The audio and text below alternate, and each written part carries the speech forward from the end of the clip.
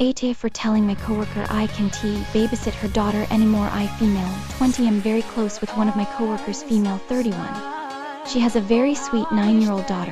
I babysit this daughter most weekends for free. I also have a lot of pets, including several fish tanks.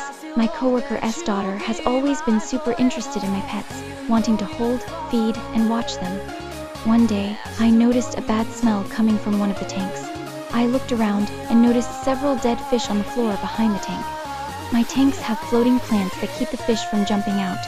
Not to mention the amount of them that had come out was very odd. I have cameras in my house, mostly to watch my pets while I am at work. I looked to see if there was anything odd captured on the camera closest to the fish tank and saw something disturbing. My coworker's kid has stuck her hand in the tank, held it there I am assuming until one of the fish swam near it, pulled it out, tossed it behind the tank, then repeated this several more times. Then she walked away, leaving the fish to die. As soon as I saw that, I got very angry and called my coworker and told her that her daughter was not allowed back to my place. I explained what happened, expecting her to be disgusted and apologize for her daughter's actions. Instead, she got mad at me. I had called her on Friday and was supposed to watch her daughter the next day while she worked.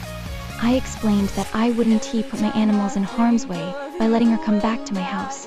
She said some stupid shit about people making mistakes and that her daughter is young.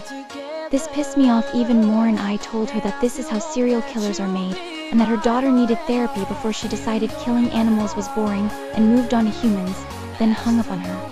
It has been a few days. I am feeling very conflicted. I love this kid. I've been babysitting her since I was 17 and she was 6. She is a very sweet and quiet girl, and from what I've personally observed, she loves my animals. But I have video evidence of her killing my fish.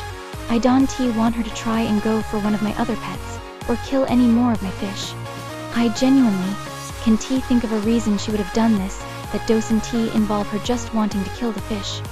Am I the asshole for not letting her come back to my house? Update: I feel like I need to clarify some things. I am using babysitting loosely here. For the most part, we would watch TV together, or she would watch me play games in the living room. She would hang out with the cats and dogs, and sometimes help me with my other animals, something she would ask me to do.